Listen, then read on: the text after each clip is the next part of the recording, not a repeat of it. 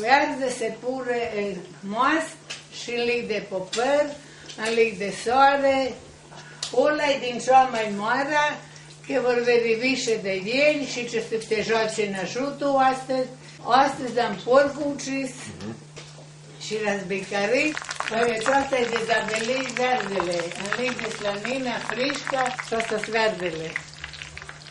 Și rând pune coarnă înăuntru și atunci rând scuhai de tot și zicirea. Și asta e peceni. Peceni. Și asta e pecenie, că oamenii nu văd gola slănină mânca că le-ai masnă.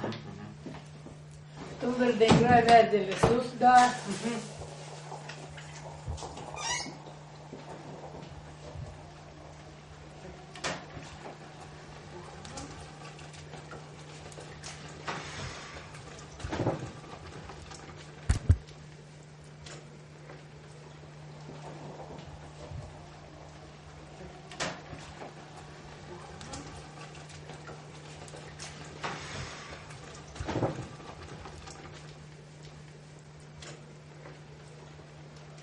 Și asta îmi pune că e în lic mai carnalul de bură. Aha, de jos.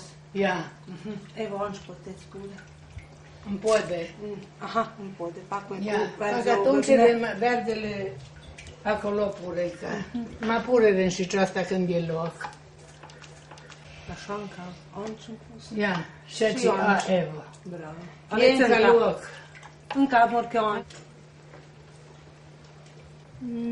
Piva atunci, ala provați pure. Atunci pa acolo gârni. Evo.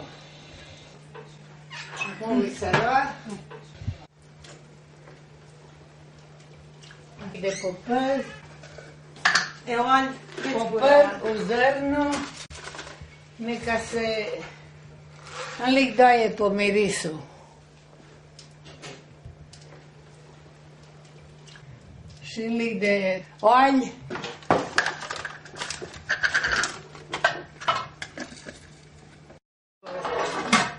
Evo. Acum ne ca pomală cu hea, cu o temperatură și fiva cu hea totodore. Atunci ne-am făcusit toți cum e. Sandra va vădi coarna dintr-o vęrze și slănina, alecre în posole și atunci le smișai și pure pre ploaie.